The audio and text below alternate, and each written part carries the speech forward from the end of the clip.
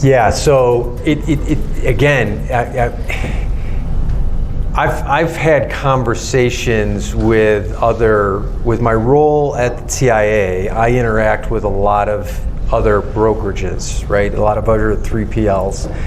And I've had conversations over the years as this industry has grown and evolved, and the accelerators are getting involved with with companies, and what I tell people, if you are going to use an accelerator, you need to treat that like it's a satellite office, right? They need to be involved in any meeting that you would have. They need to be on all distribution lists, depending, that are appropriate for whatever service the accelerator is providing, and that the individual that asked this in the chat may not like the answer, but it's ultimately, I know there's some customers that provide their swag, and there's some customers that do different types of things as far as engagement goes. And where I used to work, we had outside satellite offices that were company offices, and this still was a problem for. The company was called Leonard's Express. It was still a problem for Leonard's employees. We would struggle. We had an office, we were located in New York. We had an office in Colorado. We had an office in California, in Idaho. We had like 12 or 13 different offices, and we would struggle. How do we engage those offices to make them feel part of the mothership, right? And it was always a challenge, but. The way really is, it's really, I feel, some of our role to be having conversations with the entrepreneurs and owners that if you're using the accelerator, are you including the accelerator in your huddles, in your daily meetings or weekly meetings? Are you including the accelerators in distribution lists for operations or sales or customer service or for business development? And if you're not, you need to be. You need to treat this just like this was an employee of yours just located in Colombia instead of podunk United States.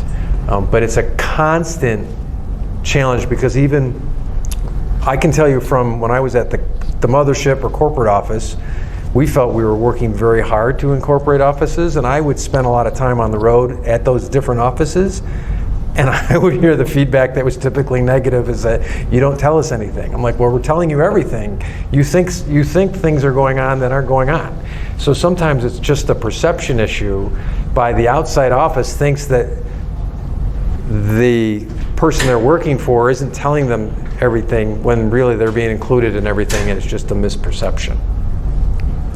Yeah, and so some of these questions, it's really easy to go second because I can just say, what he said. I'll let you first. No, you're good. But that's the reality, though. Is I think making sure that because there is an abstraction, there is a separation. So how do we minimize that gap?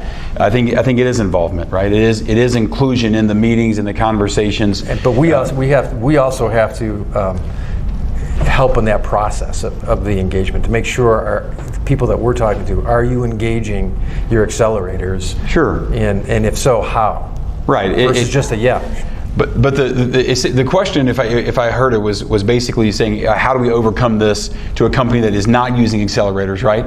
Is that? No, like we Hubtek provide the accelerators, right? Okay. So how can we generate that synergy with the customer? Because right now, like that is seen it from the customer side, right? But us as Hubtek, how can we, through actions, through maybe way how to talk, I don't know, connect with that customer so that they include the accelerators as part of their daily routines. Yeah, I think they've got to understand the importance, right, of the involvement or this inclusion that we're talking about, right, and narrowing this gap.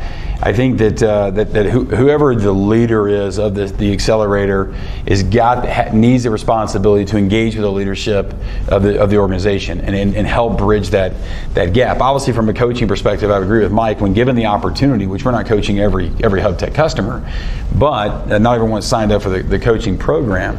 So you'll have that obstacle regardless of what influence that we can provide.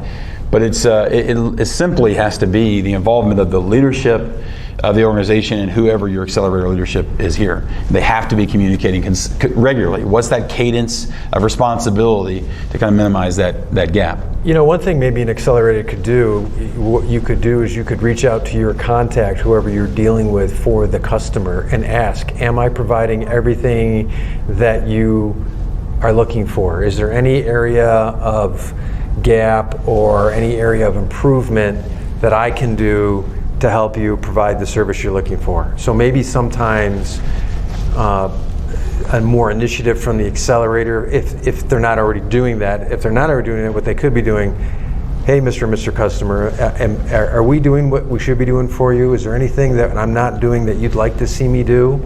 I'd like to be more involved. How can I do that, right?